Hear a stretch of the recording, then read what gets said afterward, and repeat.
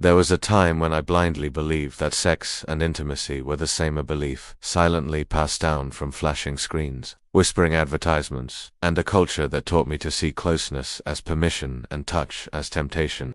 I confused the ache for connection with the hunger for stimulation, mistaking every gaze, every gentle brush, every shared silence as something that had to escalate into passion. No one told me that real intimacy doesn't demand the body, it requires the soul. It took years, moments of quiet unraveling, and painful missteps, before I began to separate what I had fused together in my youth. One conversation changed the course of that distortion forever. A friend, unknowing of the weight their words carried, simply said, "You can hold someone's hand without wanting anything more."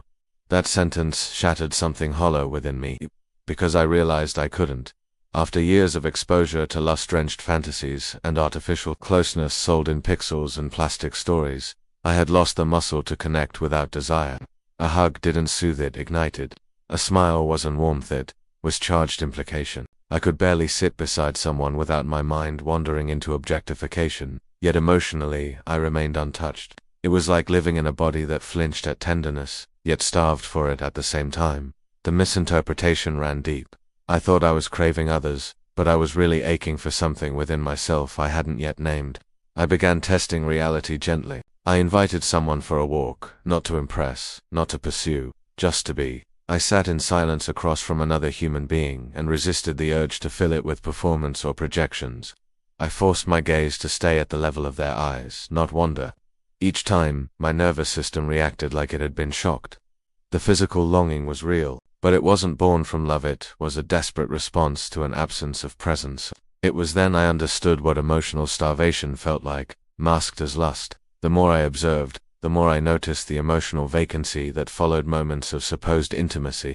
It wasn't touch that filled me, it was genuine presence, unspoken care, the kind that doesn't demand the body to prove its place. Modern culture tells us sex heals emptiness, but it only distracts us from noticing how deep the wound really is. I read, reflected, and realized what I'd missed all along. Emotional intimacy is not just a concept, it's a language, a discipline, a spiritual rhythm that requires patience, vulnerability, and above all, self-awareness. I withdrew from constant stimulation and replaced it with silence. I went on long walks alone, listened to the wind instead of music, noticed my surroundings instead of scanning for validation.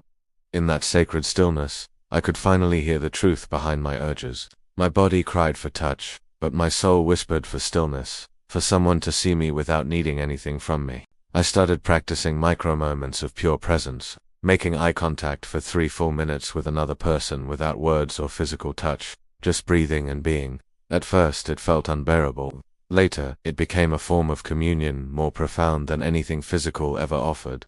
I relearned the art of listening without reacting, touching without taking, and simply being close without trying to control what closeness would lead to. That was the beginning of freedom, not from others, but from the compulsions within me that had hijacked my relationships for so long. I understood that healing wasn't about suppressing desire, it was about transforming it, guiding it, and respecting its sacred power.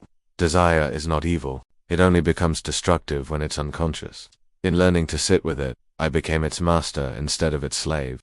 Over time, I restructured my relationship blueprint. I could finally hold someone's hand without feeling like I owed them something. I could hug someone without a story forming in my mind.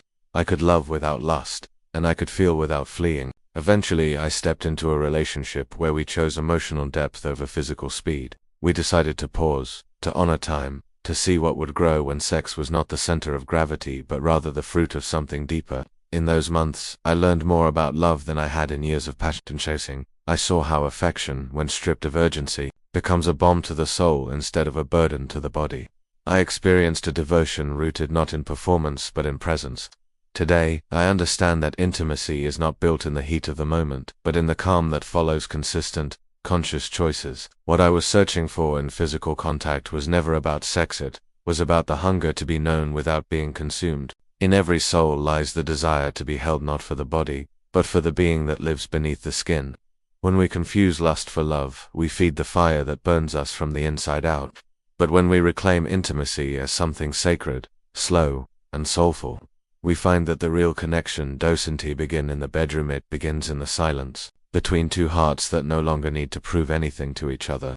And in that space, intimacy doesn't just return, it becomes the very language of healing.